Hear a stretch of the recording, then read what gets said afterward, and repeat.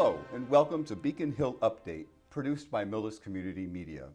I'm Peter Themistocles. I'm a member of the MCM Board of Directors, and I'm happy I was given this opportunity to host and facilitate this program.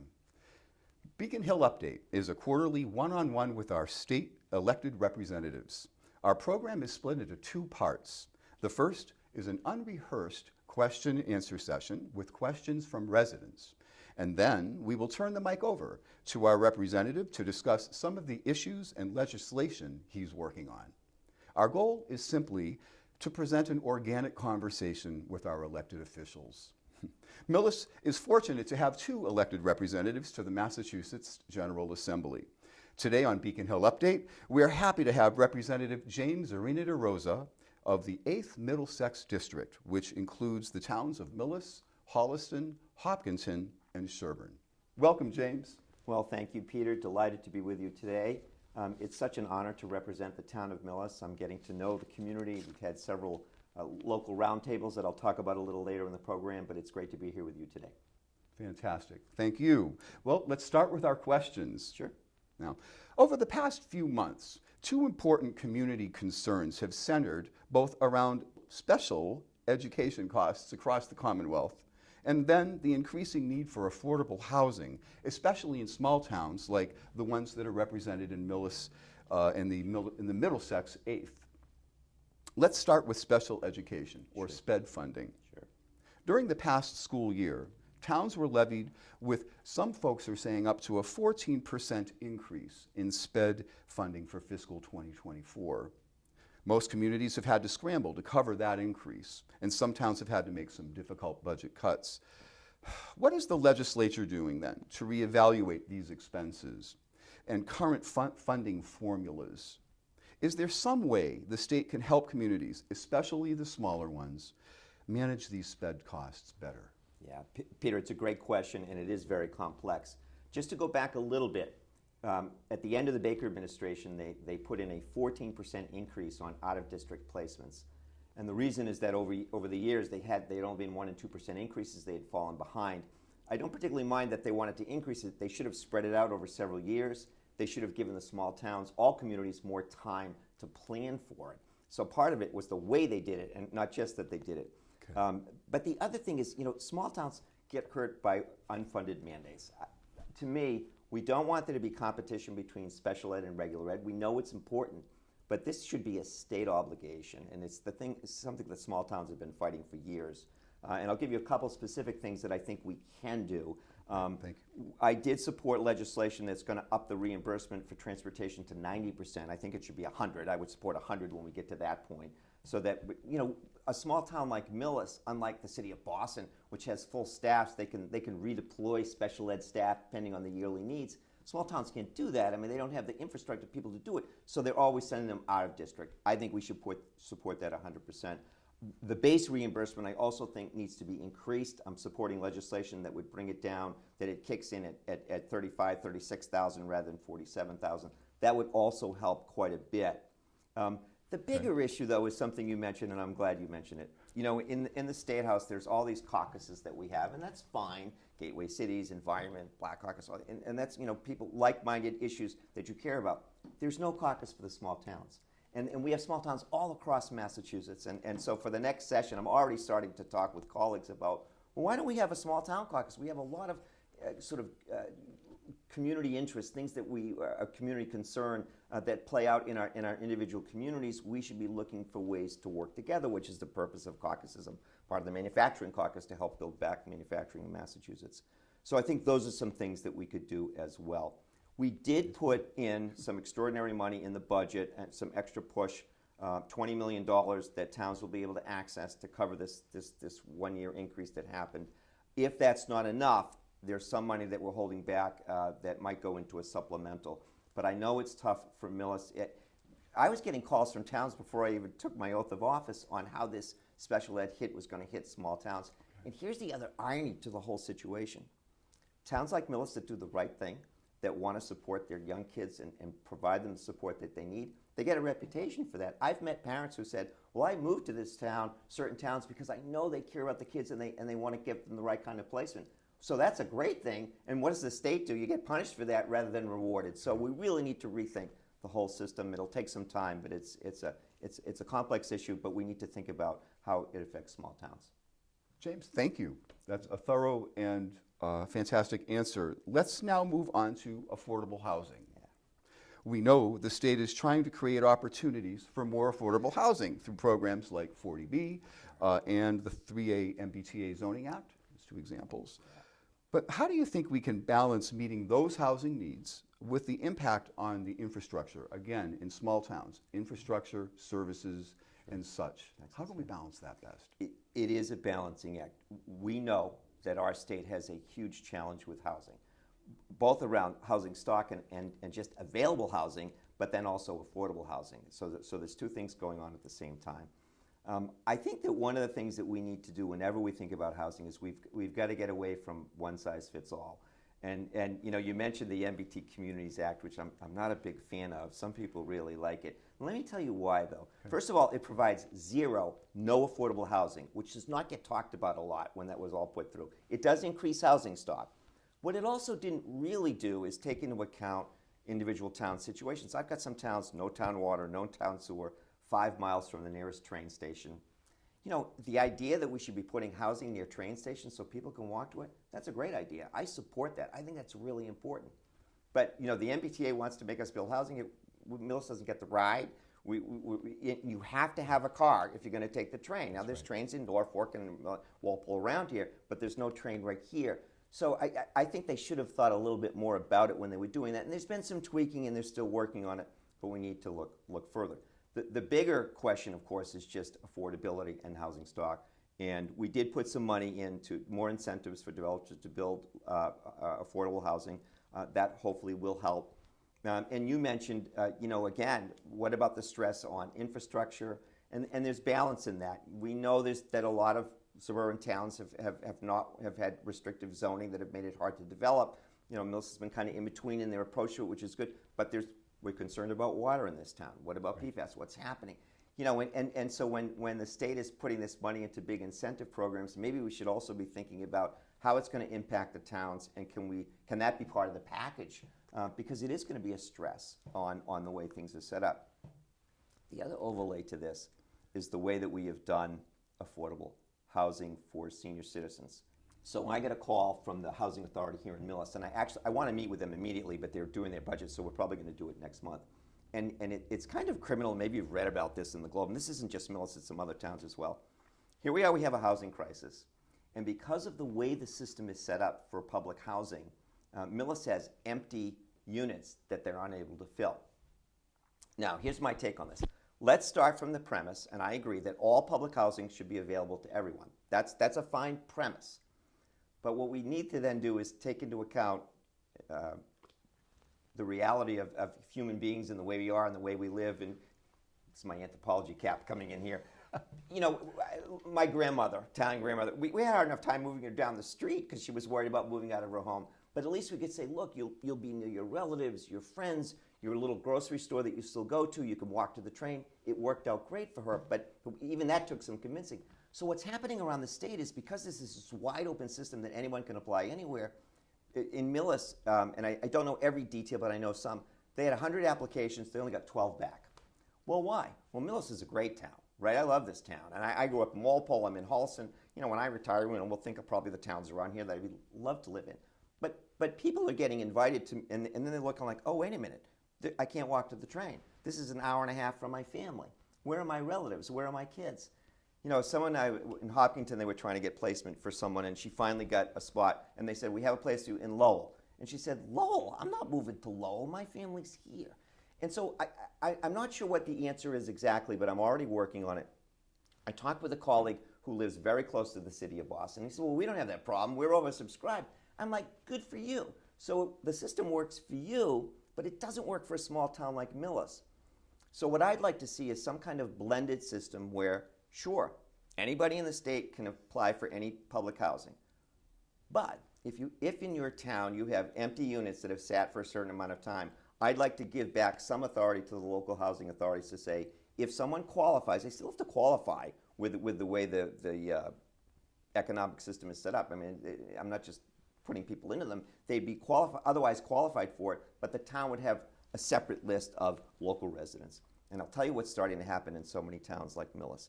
People who grew up here, they've spent their lives here, they've paid taxes, can't afford to stay anymore.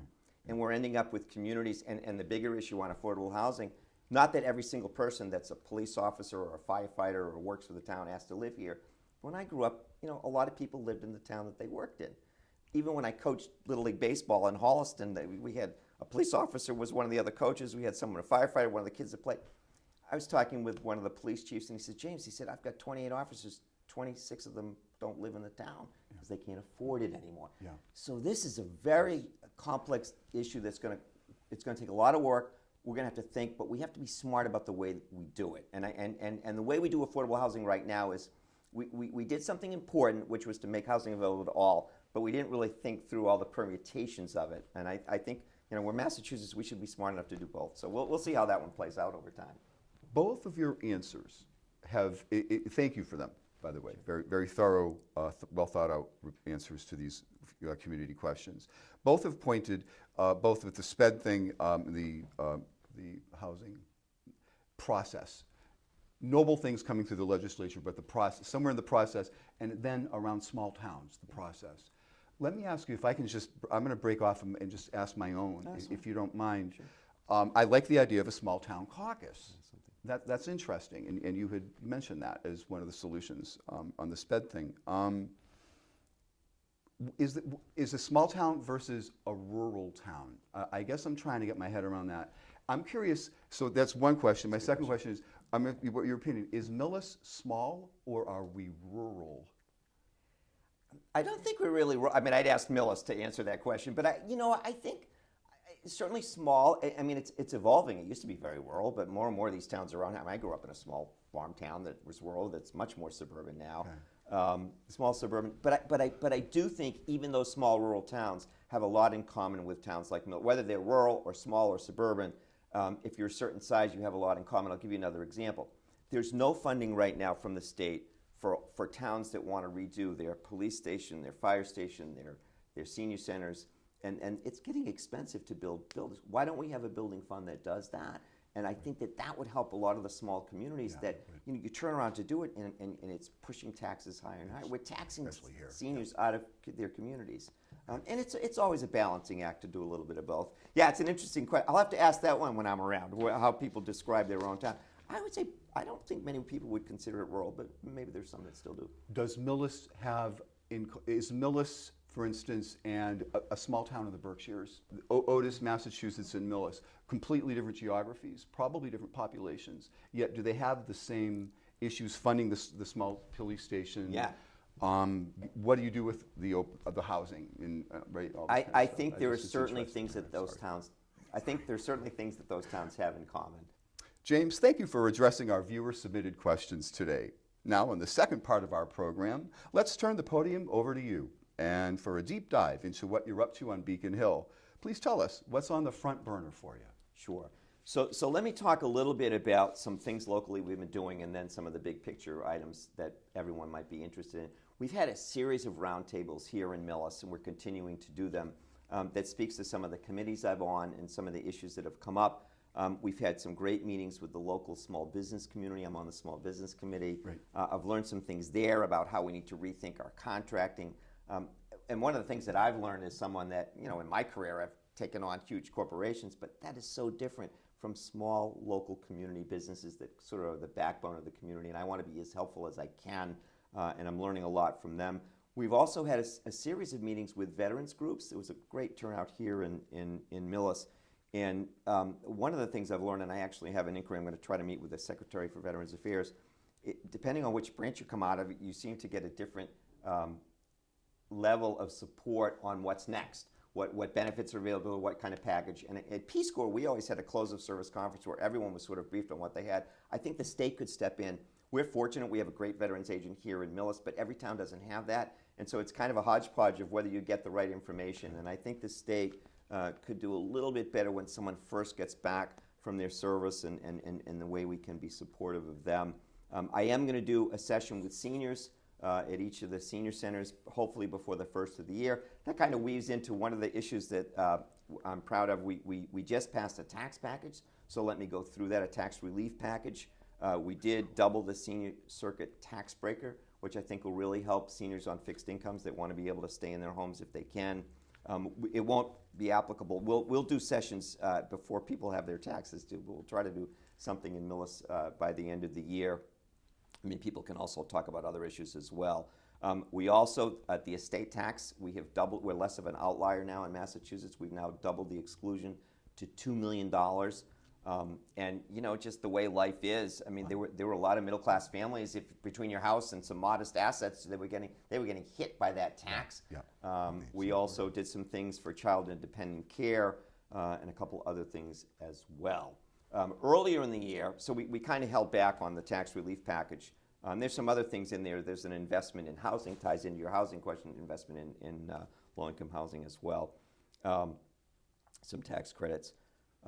Earlier in the year, we passed the spending part of the budget, which included a lot of different things. I'll just mention a couple, given our time. But one of them is I, for years, had really wanted to do universal school meals for all kids, which is really important. Certainly, you know, a hungry child can't learn. It's really important. The speaker's a former teacher, and there's a lot of support for us to pass that bill. A lot of school committees really wanted it. What I remind all parents, whether or not your kid was eligible before or not, two things. One is it's a $1,200 savings per child for every single parent. That's a big plus. And the other thing is, even if your child wasn't eligible before, how many times did I have to run out of the house with a bag of lunch because my kid forgot lunch, or had to go show up at the school, here's your money for lunch. You know, they're kids. So it's going to be a good thing all around. It's going to make the system so much easier to run by the people that administrate the program. And I think that's a good thing that we did. We're also making some investments in the future. You know, we have some challenges in this state around the trades, around some of the caregiving, around teaching, around nursing. And some of those jobs, if people go into community colleges, which we're now going to offer for free, and then can get into nursing, for example, I mean, we have an aging workforce and we have an aging population. There's not going to be enough people around to take care of us if we're not careful. So I think that's a really great thing that the state has done, and I'm looking forward to see how that works out. I know there's a challenge here with again, the voc ed school and concerns about how is that tax going to hit the town of Millis, and we're trying to get more money into that system. I don't like, we have to do better with the way the reimbursements are done. I think more of the things that are offered in the voc ed schools should be reimbursed by the state. That's kind of an ongoing battle. I'm supportive of that, so it won't hit on the tax level as much for local towns. But I do think that we've done well. It took a little longer than we thought. The only thing I'd remind people of, because people are like, well, you were kind of late with the budget. We had a new governor for the first time in 8 years. So you always, by courtesy, give an extra month to the new administration. So my hope is that when we pass the 25 budget, we will pass it by June 30th of next year. I think we'll have to hold them a little more accountable. I think that first year you always give the new administration a little bit more time. But I'm enjoying the work. I love this town. People are so good to me here. I'm getting to know the select board, some of the others, and some of the members of the school committee and finance. I'm always willing to come and sit and meet with them. I've had a lot of offline meetings. You might not see me on TV all the time, but I have been talking very often with your town leaders here. I meet with your town administrator from time to time. So I hope to keep that going, and I'm available anytime you need me. James Arena-DeRosa, thank you so much for chatting with us about your legislative priorities and your endeavors up on Beacon Hill. Now, if our viewers wish to contact you to follow up on anything that you've discussed here with us today, how can they reach you? Well, Peter, thanks for asking. Residents should certainly be able to contact me whenever they need assistance. Sometimes people don't know where to go, and whether it's federal, state, or local, if we can help you, we will with a state issue, or we can refer you. There's two ways to get in touch with me. You can email me, and that email, which will be on the screen, is james.arena-derosa@mahouse.gov. You can also phone my office at 617-722-2810. Please feel free to reach out. Constituent services is an important part of the work that we do, and we are happy to help in any way that we can. I don't get so involved in local issues, but I'm always helped to refer you. Same with federal, but we're here to help in any way that we can. And thank you again, Peter, very much for having me this morning. Thank you, James. And that wraps up our conversation today with James Arena-DeRosa, our elected state representative from the Middlesex 8th District. I'm Peter Themistocles. Thank you for watching.